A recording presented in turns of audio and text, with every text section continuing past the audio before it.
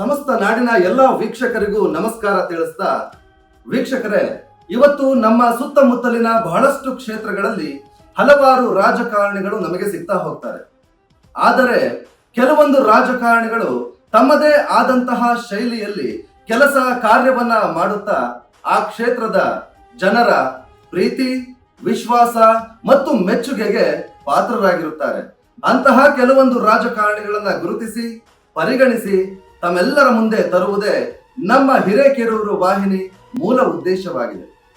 ಬನ್ನಿ, ಹಾಗಾದ್ರೆ ಈ ದಿನದ ಒಂದು ವಿಶೇಷವಾದ ಸಂದರ್ಶನದಲ್ಲಿ ನಮ್ಮ ಜೊತೆ ಇದ್ದಾರೆ ಹಾವೇರಿ ಜಿಲ್ಲೆಯ ಹಿರೇಕೆರೂರು ರಟ್ಟಿಹಳ್ಳಿ ತಾಲೂಕು ವಿಧಾನಸಭಾ ಮತಕ್ಷೇತ್ರದಲ್ಲಿ ಬಿಜೆಪಿ ಪಕ್ಷದಲ್ಲಿ ಗುರುತಿಸಿಕೊಂಡು ಬಿಜೆಪಿ ಪಕ್ಷದ ಒಂದು ಬೆಳವಣಿಗೆಗಾಗಿ ಹಗಲಿರುಳು ಶ್ರಮಿಸುತ್ತಾ ಬರುತ್ತಿರುವಂತಹ ಈ ಭಾಗದ ಮಾಜಿ ಶಾಸಕರು ಮತ್ತು ಸಚಿವರಾದಂತಹ ಸನ್ಮಾನ್ಯ ಶ್ರೀ BC ಪಾಟೀಲ್ ರವರು ನಮ್ಮ ಉಪಸ್ಥಿತಿಯಲ್ಲಿದ್ದಾರೆ. ಇವರಿಗೆ ನಮ್ಮ ಹಿರೇಕೆರೂರು ವಾಹಿನಿಗೆ ತಮಗೆ ಹಾರ್ದಿಕವಾದ ಸ್ವಾಗತ ಸರ್.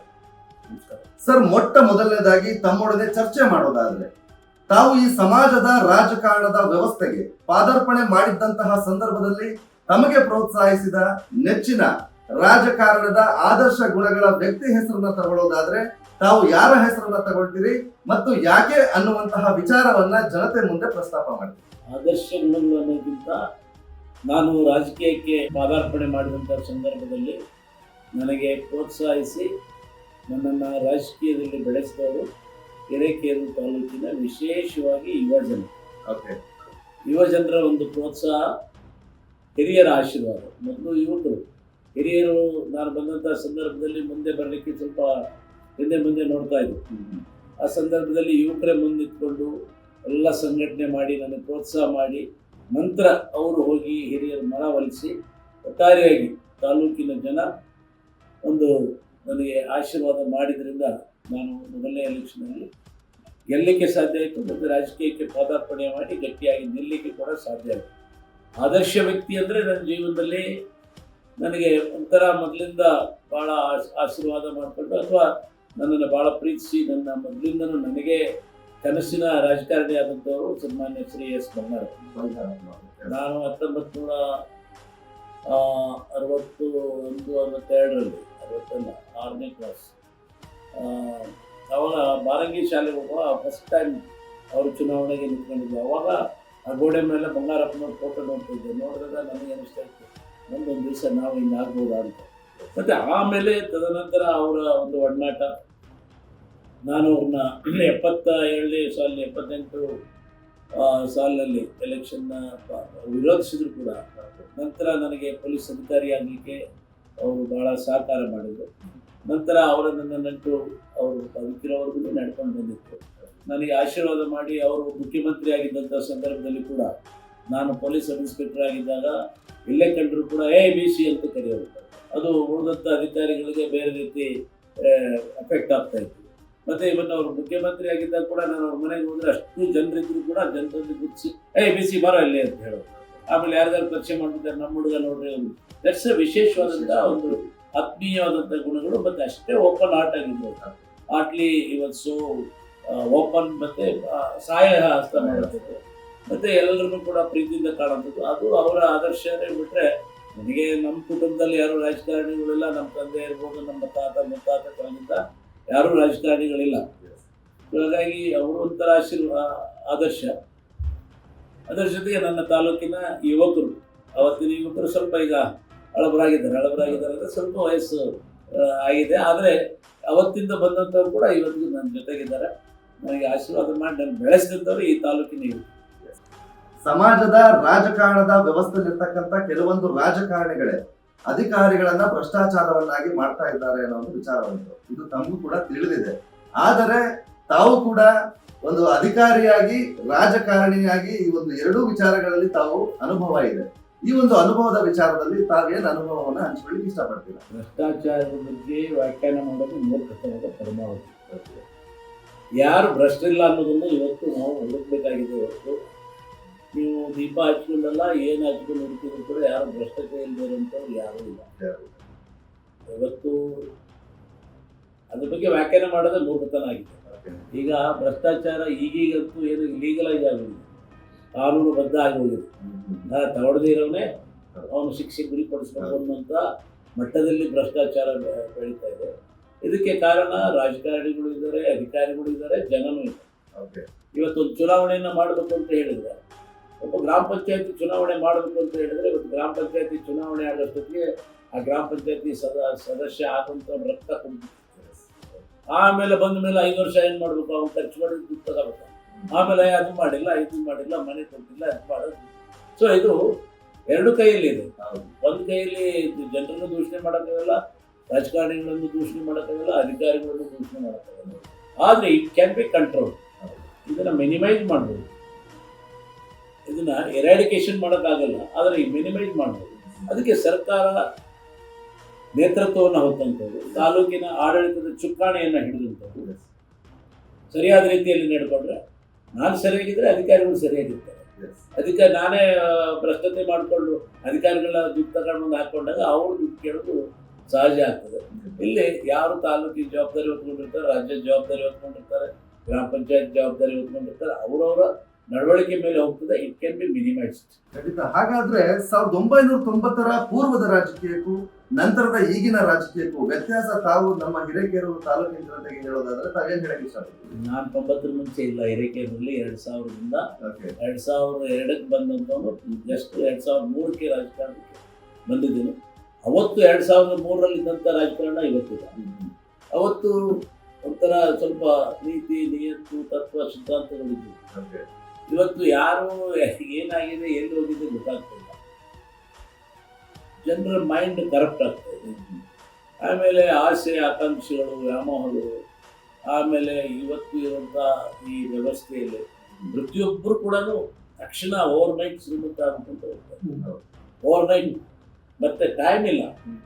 ಯಾರಿಗೆ ಅತಿ ಆಸೆ ಇರ್ತದೆ, ದುರಾಸೆ ಇರ್ತದೆ, ಅಲ್ಲಿ ಭ್ರಷ್ಟಾಚಾರ ಜಾಸ್ತಿ ಇರ್ತದೆ, ಅಲ್ಲಿ ಪ್ರಾಮಾಣಿಕತೆ ಕಡಿಮೆ ಆಗ್ತದೆ. ಆಸೆ ಇರ್ತದೆ, ಆಸೆ ಇಲ್ಲದ ಮನುಷ್ಯ ಯಾರು ಇರೋಕ್ಕೆ ಸಾಧ್ಯನೇ ಇಲ್ಲ. ಆದರೆ ಲಿಮಿಟ್ ಆಗಿದ್ರೆ ಅವರು ಪ್ರಾಮಾಣಿಕನಾಗಿ ಇರೋಕ್ಕೆ ಸಾಧ್ಯತೆ ಇದೆ, ನಿಯತ್ತಾಗಿರ್ಲಿಕ್ಕೆ ಸಾಧ್ಯತೆ ಇದೆ. ಸೊ ಇದು ಇವತ್ತು ನಡ್ಕೊಂಡು ಬರುವಂಥ ಪದ್ಧತಿ ಇದೆ. ಈಗ ಏನಾಗಿದೆ ಅಂದರೆ, ಇಡೀ ವ್ಯವಸ್ಥೆನೇ ಬದಲಾವಣೆ ಆಗಿದೆ. ಎಲ್ಲ ವಸ್ತುಗಳು ನೋಡಿದಾಗ ಪ್ರತಿಯೊಬ್ಬರಿಗೂ ಆಸೆ ಆಸೆ ಆಸೆ ಆಸೆ ಮತ್ತು ಮಾಡಬೇಕು. ಆದರೆ ಅದನ್ನು ಮಾಡಲಿಕ್ಕೆ ಸರಿಯಾದ ಮಾರ್ಗದಲ್ಲಿ ಹೋಗಬೇಕು. ಆ ಮಾರ್ಗ ತಪ್ಪಿದಾಗ ಗಾಡಿ, ರೈಲು ಹಳಿ ತಪ್ಪಿ ಹೋಗ್ತದೆ. ಸೊ ಇಲ್ಲಿ ದೂಷಣೆ ಯಾರನ್ನೂ ಮಾಡೋಕ್ಕಾಗೋದಿಲ್ಲ. ಎಲ್ಲರೂ ಕೂಡ ಎಲ್ಲದಕ್ಕೂ ಕೂಡ ಕಾರಣ ಆಗ್ತದೆ. ಯುವ ಜನತೆ ಇವತ್ತು ನಿರುದ್ಯೋಗತನದಿಂದ, ಅಂದ್ರೆ ಇವತ್ತು ಕೆಲಸ ಇಲ್ಲದಲೆ ಇವತ್ತು ದುಶ್ಚಟಗಳಿಗೆ ಬಲಿಯಾಗಿ ಬಹಳಷ್ಟು ಭಾಗದಲ್ಲಿ ಸಾವನ್ನಪ್ತಾ ಇದ್ದಾರೆ. ತಮ್ಮ ಒಂದು ಹಿರೇಕೆರೂರು ರಟ್ಟಿಹಳ್ಳಿ ತಾಲೂಕಿನ ಒಂದು ಯುವ ಮಿತ್ರರಿಗೆ ತಾವು ಕೂಡ ಈ ಭಾಗದ ಶಾಸಕರು ಮತ್ತು ಸಚಿವರಾಗಿ ತಾವು ಏನು ಹೇಳೋದಕ್ಕೆ ಇಷ್ಟಪಡ್ತೀವಿ? ನೋಡಿ, ನಾನು ಹೇಳೋದು ನಿರುದ್ಯೋಗ ಅನ್ನೋದಿಲ್ಲ. ನಿರುದ್ಯೋಗ ಅಂದರೆ ಎಲ್ಲರೂ ಕೂಡ ಸರ್ಕಾರಿ ನೌಕರಿ ಹೋಗ್ಬೇಕು ಅಂತ ಹೇಳಿದಾಗ ನೀವು ನಿರುದ್ಯೋಗ ಅಂತ ಭಾವಿಸ್ಬೋದು. ಆದರೆ ಇವತ್ತು ದೇಶದಲ್ಲಿ, ರಾಜ್ಯದಲ್ಲಿ ದುಡಿಯೋ ಕೈಗೆ ಕೆಲಸ ಇದೆ. ಆದರೆ ನಮ್ಮ ದೇಶಕ್ಕೆ ಒಂದು ದೊಡ್ಡ ಶಾಪ ಇದೆ. Dignity of labour and false prestige. Dignity of labour ಅಂದರೆ, ಈ ಕೆಲಸ ಮಾಡಿದರೆ ನನ್ನ ಗೌರವ ಕಡಿಮೆ ಆಗುತ್ತೆ, ಈ ಕೆಲಸ ಮಾಡಿದರೆ ಇದಾಗುತ್ತೆ. ನಾನು ದನಗಳನ್ನ ಹಿಡ್ಕೊಂಡು ಅದಕ್ಕೆ ಹುಲ್ಲು ಹಾಕಿದರೆ ದನ ಕಾಯೋನು ಅಂತಾರೆ ನನಗೆ.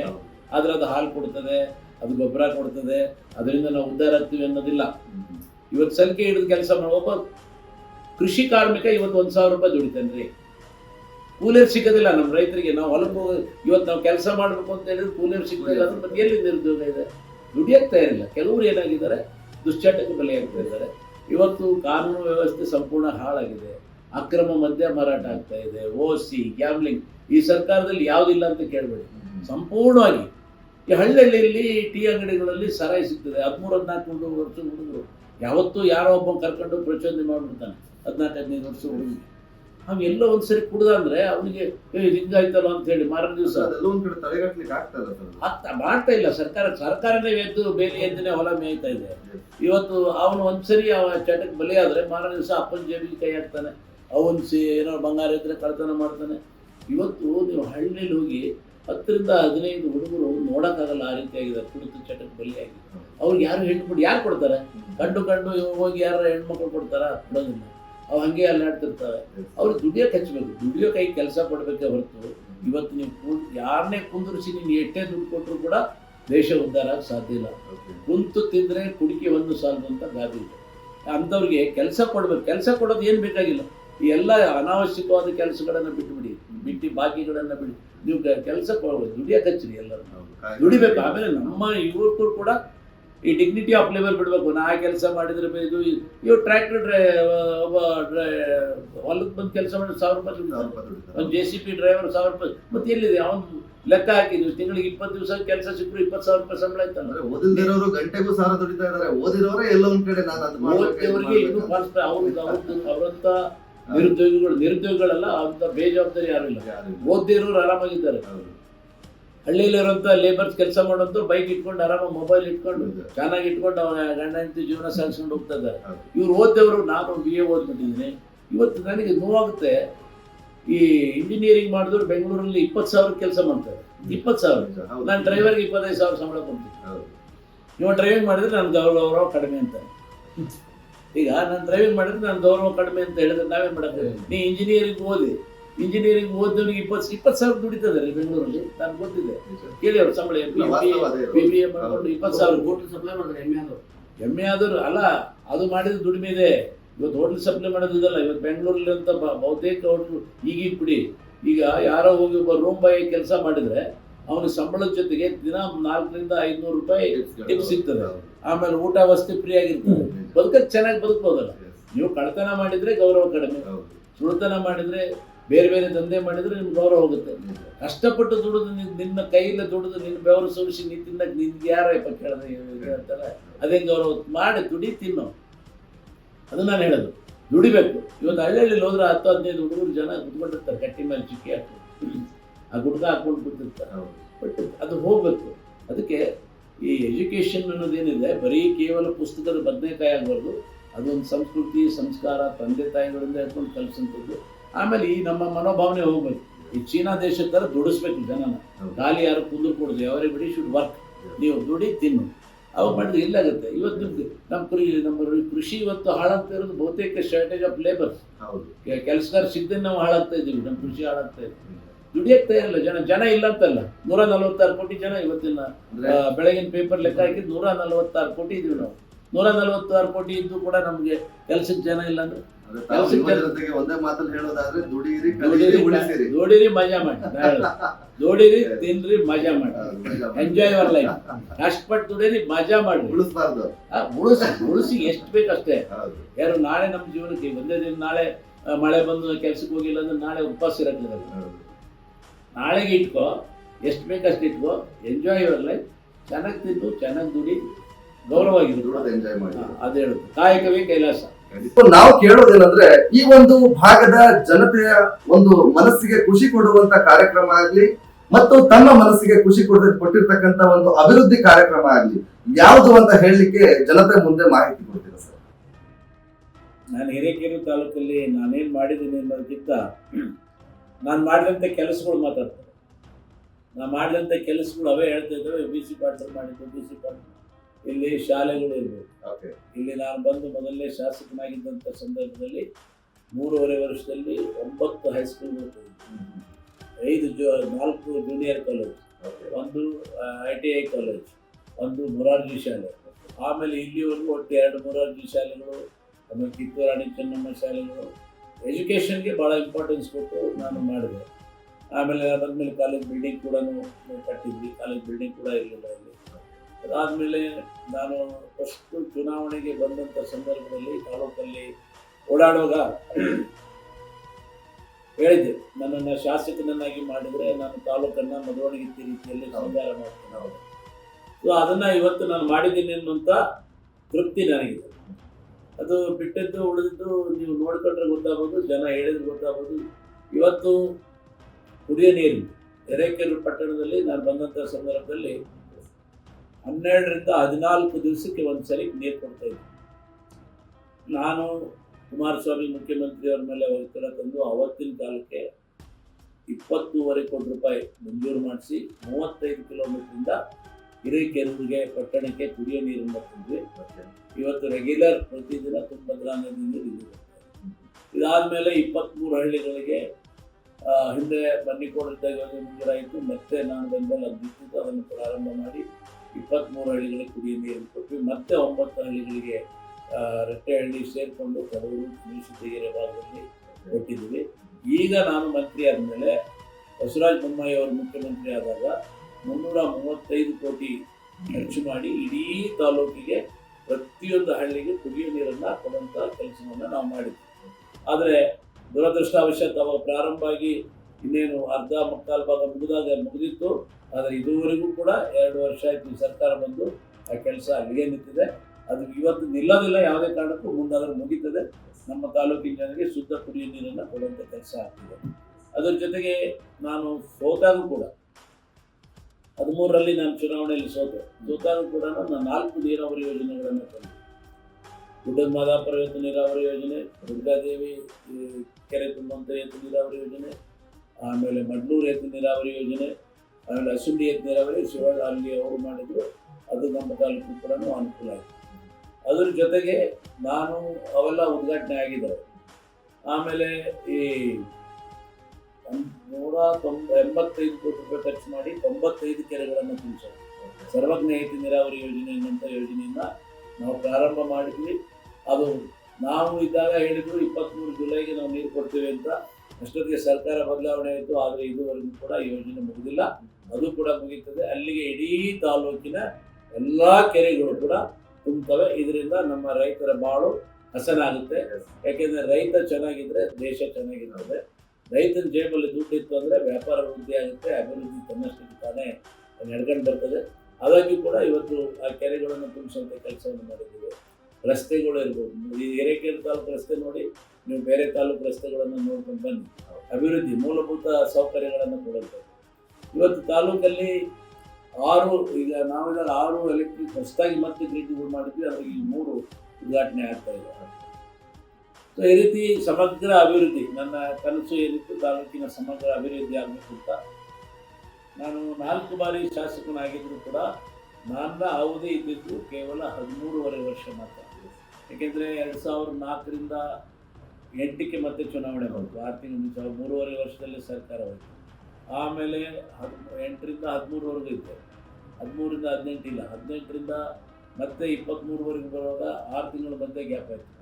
6 ತಿಂಗಳು ಗ್ಯಾಪ್ ಆಗಿ ಆಮೇಲೆ ಮತ್ತೆ ಉಪಚುನಾವಣೆ ಹೋಗಿ 6 ತಿಂಗಳು ಗ್ಯಾಪ್ ಅಂತ ಹೇಳಿದ್ರೆ ನಾವು ಅನರ್ಹರಾಗಿದ್ದು. ಸೊ ಅದೆಲ್ಲ ಆಗಿದ್ದನ್ನು ಸೇರಿ ಲೆಕ್ಕ ಹಾಕಿದರೆ 13.5 ವರ್ಷ ಮಾತ್ರ ಆಗಿದೆ. ಅದರಲ್ಲಿ ನಾನು ಏನು ಮಾಡಬೇಕು, ಒಬ್ಬ ಶಾಸಕನಾಗಿ ಏನು ತಾಲೂಕಿನ ಜನರಿಗೆ ಕೆಲಸ ಮಾಡಬೇಕು ಅದನ್ನು ಮಾಡಿದ್ದೀನಿ ಅನ್ನೋಂಥ ತೃಪ್ತಿ ನನಗೆ. ನೀವು ಇದ್ದಂಥ ಸಂದರ್ಭದಲ್ಲಿ ಏನೆಲ್ಲ ಅಭಿವೃದ್ಧಿ ಕ್ಷಣಕ್ಕೂ ಮಾಡಿಕೊಟ್ಟಿದ್ರಿ. ಯಾವುದೇ ಮನವಿ ಪತ್ರ ಬಂದರೂ ಕೂಡ ನೀವು ಇಲ್ಲ ಅಂತ ಏನು ಹೇಳಿ ಕಳಿಸಿಲ್ಲ. ಜನತೆ ಆ ರೀತಿಯಲ್ಲಿ ವಿಚಾರ ಕರೀತಾ ಇದ್ದಾರೆ. ಸೊ ಆದರೆ ಇವತ್ತಿನ ದಿನಮಾನದಲ್ಲಿ ಎಲ್ಲೆಲ್ಲಿ ಹಳ್ಳಿ ಭಾಗದಲ್ಲಿ ಕೆಲಸಗಳಾಗಬೇಕಿತ್ತು ಅದು ಆಗ್ತಾ ಇಲ್ಲ. ಕೆಲವೊಂದು ಸರ್ಕಾರ ಇದ್ದರೆ ತಾನೇ ಆಗುತ್ತೆ. ಓಕೆ, ಸರ್ಕಾರ ಇದ್ದಿದ್ರೆ ಅದೆಲ್ಲ ಆಗ್ತಿತ್ತು. ಸರ್ಕಾರದಲ್ಲಿ ಇದ್ದಂಥ ಶಾಸಕರಿರ್ಬೋದು, ಮಂತ್ರಿಗಳಿರ್ಬೋದು, ಮುಖ್ಯಮಂತ್ರಿಗಳಿರ್ಬೋದು, ಸಂಪೂರ್ಣ ಸರ್ಕಾರ ಸತ್ತು ಹೋಗಿದೆ. ಅಭಿವೃದ್ಧಿ ಶೂನ್ಯ ಆಗಿದೆ. ಅಭಿವೃದ್ಧಿ ಶೂನ್ಯ ಆದಾಗ ನೀವು ಸರ್ಕಾರ ಬದುಕಿದೆ ಅಂತ ಹೇಳೋದು ಹೇಗೆ? ಇವತ್ತೊಂದು ಭಾಗ್ಯ ಕೊಟ್ಟಿವೆ ಅನ್ನೋದೊಂದು ಭಾಗ್ಯ ತೋರಿಸ್ಕೊಂಡು ಇಡೀ ಜನರ ರೈತರ ರಕ್ತವನ್ನು ಹೀರುವಂಥ ಕೆಲಸವನ್ನು ಈ ಸರ್ಕಾರ ಮಾಡ್ತಾ ಇದೆ ಸಂಪೂರ್ಣವಾಗಿ. ಇವತ್ತು ಬೆಲೆಗಳು ಗಗನಕ್ಕೆ ಏರ್ತಾ ಇದ್ದಾವೆ.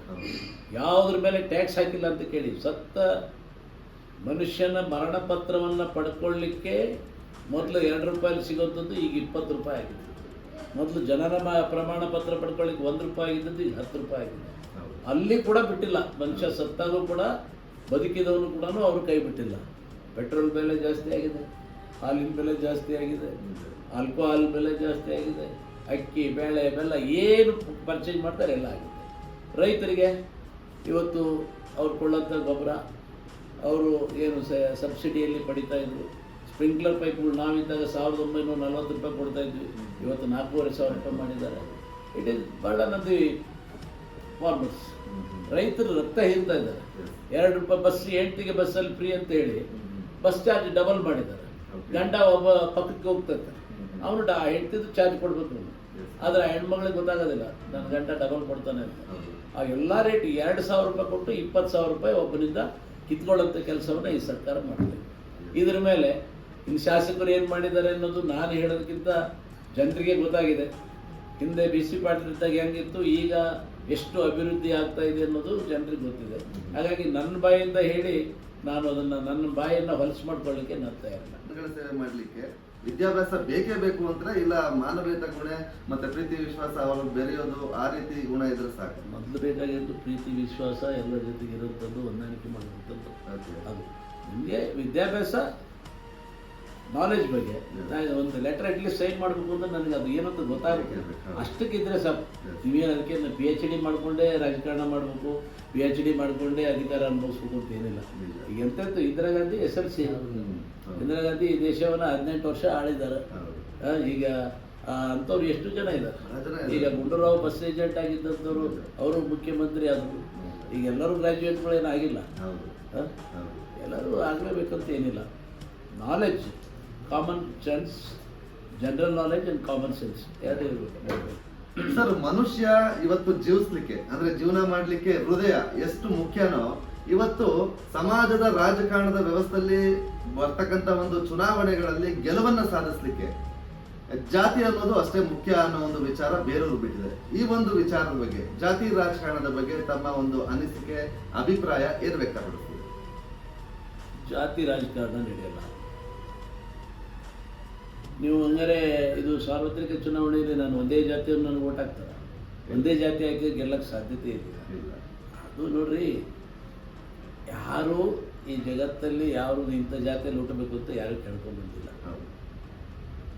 ನಾನು ಈ ಜಾತಿಗೆ ಇದ್ದೀನಿ ಅಂತ ನನಗೆ ಯಾರು ಓಟ್ ಕೊಡಲ್ಲ. ನನ್ನ ಮೇಲಿನ ಪ್ರೀತಿ ವಿಶ್ವಾಸದಿಂದ ಜನ ಓಟ್ ಕೊಡ್ತಾರೆ ಹೊರತು ಜಾತಿ ನೋಡಿ ಯಾರು ಕೊಡಲ್ಲ. ಆ ವ್ಯವಸ್ಥೆಯನ್ನು ನಾನು ನಂಬೋದಿಲ್ಲ. ಅದಕ್ಕೆ ಲೀಸ್ಟ್ ಮಾರ್ಕ್ಸ್ ಅದ್ರ ಬಗ್ಗೆ ಇಲ್ಲ. ಫಸ್ಟ್ ಬೇಕಾಗಿದ್ದು ಮಾನವೀಯತೆ, ಒಂದು ಒಬ್ಬರನ್ನೊಬ್ಬರು ಅರ್ಥ ಮಾಡ್ಕೊಳ್ಳೋಂಥ ವಿಷಯಗಳು ಬೇಕು ಹೊರತು ಜಾತಿ ರಾಜಕಾರಣ ನಡೆಯೋದಿಲ್ಲ. ಜಾತಿ ಮೇಲೆ ರಾಜಕಾರಣ ಮಾಡೋಕ್ಕಾಗಲ್ಲ. ಖಂಡಿತ. ಹಾಗಾದ್ರೆ ಕಟ್ಟ ಕಡೆಯದಾಗಿ ಮತ್ತೊಮ್ಮೆ ಮುಂದಿನ ದಿನಮಾನಗಳಲ್ಲಿ ಬರ್ತಕ್ಕಂಥ ಭವಿಷ್ಯದ ಯಾವುದೇ ಚುನಾವಣೆ ಆಗಲಿ, ಆ ಚುನಾವಣೆಗಳಲ್ಲಿ ಬಿಜೆಪಿ ಪಕ್ಷಕ್ಕೆ ಏನಕ್ಕೆ ಮತವನ್ನ ಹಾಕಬೇಕು ಅನ್ನೋ ಒಂದು ವಿಚಾರವನ್ನ, ಪಕ್ಷದ ಮಾಹಿತಿಯನ್ನ ಅಚ್ಚುಕಟ್ಟಾಗಿ ಜನತೆ ಮುಂದೆ ಒಂದು ವ್ಯಕ್ತಪಡಿಸ್ತೀವಿ. 2020ರಿಂದ 23ರವರೆಗೂ ರಾಜ್ಯದಲ್ಲಿ ಬಿಜೆಪಿ ಸರ್ಕಾರ ಆಡಳಿತ ಮಾಡಿದೆ. ಓಕೆ. ಹಿಂದೆ 2008ರಿಂದ 13ರವರೆಗೂ ಬಿಜೆಪಿ ಸರ್ಕಾರ ಆಡಳಿತ ಮಾಡಿದೆ ಕರ್ನಾಟಕದಲ್ಲಿ. ಮೊದಲು ಸ್ವಲ್ಪ ವರ್ಷಗಳ ಕಾಲ ದಳ, ಉಳಿದೆಲ್ಲ ವರ್ಷಗಳು ಕೂಡ ಕಾಂಗ್ರೆಸ್ ಸರ್ಕಾರ ಆಡಳಿತ ಮಾಡಿದೆ. ಈಗ 2020ರಿಂದ 23ರಿಂದ ಆಡಳಿತ ಹೇಗಿತ್ತು, ಈ 23ರಿಂದ 25ಕ್ಕೆ ಆಡಳಿತ ಹೇಗಾಗಿದೆ, ಯಾವ್ಯಾವ ಅಭಿವೃದ್ಧಿಗಳು ಏನೇನಾಗಿದ್ದಾವೆ, ಇದನ್ನು ಅರ್ಥ ಮಾಡಿಕೊಂಡ್ರೆ ಬಿಜೆಪಿ ಸರ್ಕಾರದಲ್ಲಿ ಇವತ್ತು ಪ್ರಧಾನಮಂತ್ರಿ ನರೇಂದ್ರ ಮೋದಿಯವರ ಒಂದು ಮಾರ್ಗದರ್ಶನ, ಅವ್ರು ಬಂದು ರಾಜ್ಯ ಸರ್ಕಾರಕ್ಕೆ ಹೀಗೆ ಮಾಡಿ ಅಂತ ಹೇಳೋದು ಬೇಕಾಗಿಲ್ಲ. ಅಲ್ಲೊಂದು ದೊಡ್ಡ ಗುಮ್ಮ ಇದೆ. ಆ ಭಯ, ನರೇಂದ್ರ ಮೋದಿ ಅಂತವರು ಈ ದೇಶದ ಪ್ರಧಾನಿ, ಈ ಪಕ್ಷದ ಒಬ್ಬ ಅತ್ಯುನ್ನತ ನಾಯಕರು, ಪ್ರಧಾನಮಂತ್ರಿಗಳು ಅನ್ನೋಂಥದ್ದು. ಮತ್ತು ನಾವೇನಾದ್ರು ಒಂದು ತಪ್ಪು ಕೆಲಸ ಮಾಡಿದರೆ ಪ್ರಧಾನಮಂತ್ರಿ ನರೇಂದ್ರ ಮೋದಿ ಅವರಿಗೆ ಕೆಟ್ಟ ಹೆಸರು ಬರುತ್ತೆ ಅನ್ನೋಂಥ ಯೋಚನೆ ಪ್ರತಿಯೊಬ್ಬ ಅಧಿಕಾರದಲ್ಲಿ ಇರೋಂಥವ್ರಿಗೆ ಮನದಟ್ಟಾಗಿದೆ ಬಿಜೆಪಿಗೆ. ಸೊ ಅವ್ರ ಮಾರ್ಗದರ್ಶನದಲ್ಲಿ ಇವತ್ತು ನಮ್ಮ ರಾಜ್ಯದಲ್ಲಿ ಕೂಡ ಸಾಕಷ್ಟು ಅಭಿವೃದ್ಧಿ ಕೆಲಸಗಳನ್ನು ಮಾಡಿದ್ರು. ಎಂತೆಂಥ ಹೊಸ ಇದೇ ರಾಹುಲ್ ಗಾಂಧಿ ಅವರು ಮೊನ್ನೆ S14 ತಂದಾಗ, S14 ನಾವು ಪರ್ಚೇಸ್ ಮಾಡಿದಾಗ ಇಷ್ಟು 1000 ಕೋಟಿ ಖರ್ಚು ಮಾಡಿ ನಮ್ಮ ತರುವಂಥ ಅವಶ್ಯಕತೆ ಇತ್ತಾ, ಇದರಲ್ಲಿ ಹಗರಣ ಆಯಿತು ಅಂತೇಳಿ ಬಡ ಬಾಯಿ ಬರ್ತದೆ. ಆ S14 ಇಲ್ಲದ್ರೆ ಭಾರತ ಮೊನ್ನೆ ಅರ್ಧ ದೇಶ ಹಾಳಾಗಿರುತ್ತೆ. ಒಂದೇ ಒಂದು ಪಾಕಿಸ್ತಾನ ಮಿಷನ್ ಭಾರತದಲ್ಲಿ ಬಿಡಕ್ಕೆ ಬಿಟ್ಟಿಲ್ಲ. ಇವತ್ತು ದ್ಯಾಟ್ ಶೋಸ್ ವಾಟ್ ಪ್ರಧಾನಮಂತ್ರಿ Narendra Modi, that shows what BJP government and what Congress government ಅನ್ನೋದು ನೀವು ರಾಹುಲ್ ಗಾಂಧಿಯವರ ಒಂದು ಅದು, ಮತ್ತು ಹಿಂದೆ ಎಲ್ಲ ಅವರು ಬೋಪರ್ಸ್ ಹಗರಣಗಳು ಅವೆಲ್ಲ ಮಾಡ್ಕೊಂಡು ಅದ್ರ ಬಗ್ಗೆ ನಾನು ಹೇಳಕ್ಕೆ ಹೋಗಲ್ಲ. ಬಟ್ ಇಲ್ಲಿ ಅಭಿವೃದ್ಧಿ ಪಥದತ್ತ BJP ಇದ್ದಾಗ ಸರ್ಕಾರ ಹೋಗಿದೆ ಅನ್ನೋದು. ಆಮೇಲೆ ನಾವು ನಮ್ಮ ಸರ್ಕಾರ ಇದ್ದಾಗ ರೈತರು ಖುಷಿಯಾಗಿದ್ದರು, ಎಷ್ಟು ಬೆಳೆ ಹಾನಿಗೆ ಬೆಳೆ ವಿಮೆ ಕೊಟ್ಟಿದ್ದೀವಿ, ಬೆಳೆ ಹಾನಿ ಪರಿಹಾರವನ್ನು ಕೊಟ್ಟಿದ್ದೇವೆ. ಒಂದು ಮನೆ ಬಡವ ಕಳ್ಕೊಂಡ್ರೆ ಸಂಪೂರ್ಣ ಬಿದ್ದೋದ್ರೆ 5 ಲಕ್ಷ ರೂಪಾಯಿ ಕೊಡುವಂಥ ಕೆಲಸವನ್ನು ಯಡಿಯೂರಪ್ಪನವ್ರು ಮಾತ್ರ ಮಾಡಿದರೆ ಹೊರತು ಭಾರತ ದೇಶದಲ್ಲಿ ಯಾವ ರಾಜ್ಯದಲ್ಲೂ ಕೂಡ ಇಲ್ಲ. ಅದನ್ನು ನಮ್ಮ ರಾಜ್ಯದಲ್ಲಿ ಮಾಡಿ ನಾವು ತೋರಿಸಿದ್ವಿ. ಒಂದೊಂದು ಹಳ್ಳಿಯಲ್ಲಿ 7-8 ಕೋಟಿ ರೂಪಾಯಿ ಮನೆಗಳು ಕೊಟ್ಟಿದ್ದೇವೆ ನಾವು. ಸೊ ಅದು ಬಡವರ ಪರವಾಗಿ ಮತ್ತು ಅಭಿವೃದ್ಧಿಯ ಪರವಾಗಿ BJP ಸರ್ಕಾರ ಆಡಳಿತವನ್ನು ಮಾಡಿದೆ. ಇವತ್ತು ಆದರೆ ಕಾಂಗ್ರೆಸ್ ಸರ್ಕಾರ ಯಾವ ರೀತಿ ಮಟ್ಟಕ್ಕೆ ಹೋಗಿದೆ ಅನ್ನೋದನ್ನು ನೀವು ಮೊನ್ನೆ IPL ಕಾಲು ತುಳಕ್ಕೆ 11 ಜನ ಸತ್ತಿದ್ದೇ ನಿಮಗೆ ದೊಡ್ಡ ಉದಾಹರಣೆ.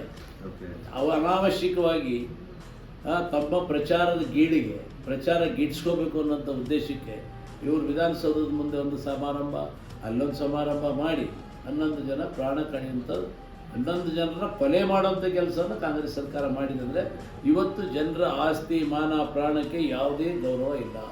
ಇವತ್ತು ಅತ್ಯಾಚಾರದ ಪ್ರಕರಣಗಳು ಹೆಚ್ಚುತ್ತಾ ಇದ್ದಾವೆ, ದರೋಡೆ ಪ್ರಕರಣಗಳು ಹೆಚ್ಚುತ್ತಾ ಇದ್ದಾವೆ, ಕಾನೂನು ಸುವ್ಯವಸ್ಥೆ ಸಂಪೂರ್ಣವಾಗಿ ಸತ್ತು ಹೋಗಿದೆ. ಸರ್ಕಾರ ಇದೆಯಾ ಇಲ್ಲೋ ಈಗ ಮುಖ್ಯಮಂತ್ರಿ ಹೇಳ್ತಾರೆ ಎಂಥ ದುರಂತ ಅಂದರೆ ವಿಧಾನಸೌಧದ ಮುಂದೆ ಏನೂ ಆಗಿಲ್ಲ ರೀ, ಚಿನ್ನಸ್ವಾಮಿ ಕ್ರೀಡಾಂಗಣದಲ್ಲೇ. ಚಿನ್ನಸ್ವಾಮಿ ಕ್ರೀಡಾಂಗಣ ತಮಿಳ್ನಾಡಲ್ಲಿತ್ತ ಸಿದ್ದರಾಮಯ್ಯನವರೇ? ಹಾಂ, ತಮಿಳ್ನಾಡಲ್ಲಿತ್ತ. ಎಲ್ಲರ ಇರಲಿ, ಕರ್ನಾಟಕದ ಯಾವ ಮೂಲೆಯಲ್ಲಿದ್ದರೂ ಯು ಆರ್ ರೆಸ್ಪಾನ್ಸಿಬಲ್. ಮತ್ತು ಅಷ್ಟೊಂದು ಬೇಜವಾಬ್ದಾರಿ ಹೇಳಿಕೆಯನ್ನು ಒಬ್ಬ ಮುಖ್ಯಮಂತ್ರಿ ಕೊಡ್ತಾರೆ ಅಂದರೆ ಈ ರಾಜ್ಯ ಇನ್ನು ಯಾವ ಮಟ್ಟಿಗೆ ಹೋಗ್ಬೋದು ನೀವು ಅರ್ಥ ಮಾಡ್ತೀವಿ. ಸರ್, ತಾವು ಕ್ಷೇತ್ರದ ಹಾಗೂ ಬಿಜೆಪಿ ಪಕ್ಷದ ಅನುಭವವುಳ್ಳ ರಾಜಕಾರಣಿಯಾಗಿದ್ದು ಈ ಒಂದು ಹಿರೇಕೆರೂರು ರಟ್ಟಿಹಳ್ಳಿ ತಾಲೂಕು ವಿಧಾನಸಭಾ ಮತಕ್ಷೇತ್ರದ ಮಾನ್ಯ ಹಾಲಿ ಶಾಸಕರಾದಂತಹ ಯು.ಬಿ. ಬಣಕಾರ್ ಅವರಿಗೆ ತಮ್ಮ ಒಂದು ತಾಲೂಕಿನ ಕಟ್ಟ ಕಡೆಯ ಜನತೆಯ ಪರವಾಗಿ ತಾವು ನಮ್ಮ ವಾಹಿನಿ ಮುಂದೆ ಹೇಳೋದಾದ್ರೂ ಏನು ಸರ್, ಕೇಳೋದಾದ್ರೂ ಏನು ಜನತೆಯ ಪರವಾಗಿ? ನಾನೇನು ಹೇಳಕ್ ಹೋಗಲ್ಲ ಅವ್ರಿಗೆ. ಜನನೇ ಹೇಳ್ತಾರೆ ಟೈಮ್ ಬಂದಾಗ. ನಾನು ಹೇಳೋಂಥ ದೊಡ್ಡವನು ಅಲ್ಲ, ಅವರು ಕೇಳೋಂಥ ಚಿಕ್ಕವರು ಅಲ್ಲ. ಅವರು ತಂದೆ ಕಾಲದಿಂದ ವಂಶ ಪಾರಂಪರ್ಯವಾಗಿ ರಾಜಕಾರಣ ಮಾಡ್ಕೊಂಡಂಥ ಅತ್ಯಂತ ಒಳಗಿದ ರಾಜಕಾರಣಿ ಇವರು. ಹಾಗಾಗಿ ಅವ್ರಿಗೆ ಹೇಳೋಷ್ಟು ದೊಡ್ಡ ಮನುಷ್ಯ ನಾನಲ್ಲ. ಅದು ತಾಲೂಕಿನ ಜನತೆ ಯಾವಾಗ ಏನು ಹೇಳಬೇಕು ಅದನ್ನು ಟೈಮ್ ಬಂದಾಗ ಹೇಳ್ತಾರೆ. ನಿಮ್ಮ ಒಂದು ಕ್ಷೇತ್ರದ ಬಿಜೆಪಿ ಪಕ್ಷದ ಸಕ್ರಿಯ ಕಾರ್ಯಕರ್ತರುಗಳಿಗೆ ಮತ್ತೆ ಮುಖಂಡರುಗಳಿಗೆ ಆಗಿರ್ಬೋದು, ತಾವು ಈ ಮುಖೇನ ಮುಂದೆ ಬರ್ತಕ್ಕಂಥ ತಾಲೂಕ್ ಪಂಚಾಯತಿ, ಜಿಲ್ಲಾ ಪಂಚಾಯತಿ, ಗ್ರಾಮ ಪಂಚಾಯತಿ ಚುನಾವಣಾ ವಿಚಾರವಾಗಿ ಏನು ವಿಚಾರವನ್ನು ಹಂಚ್ಕೊಳ್ಳಿಕ್ಕೆ ಇಷ್ಟಪಡ್ತೀರಾ? ಏನು ನಮ್ಮ ಹುಡುಗರಿದ್ದಾರೆ, ನಮ್ಮ ಜನ ಇದ್ದಾರೆ, ಅವರು ಏನು ಹೇಳಿ ನಾವು ಹೇಳಬೇಕಾಗಿಲ್ಲ. ಅವರೇ ಸುಸ್ತಾಗ್ಬಿಟ್ಟಿದ್ದಾರೆ. ಅವ್ರಿಗೆ ಫಸ್ಟ್ ಯಾವಾಗ ಬರ್ತಾರೆ ಸರ್ ಅಂತೇಳಿ ಬೆಳಗ್ಗೆ ಬಂದು ಕೇಳ್ತಾರೆ, ಸರ್ ಯಾವಾಗ ತಾಲೂಕ್ ಪಂಚಾಯತಿ, ಯಾವಾಗ ಜಿಲ್ಲಾ ಪಂಚಾಯತಿ.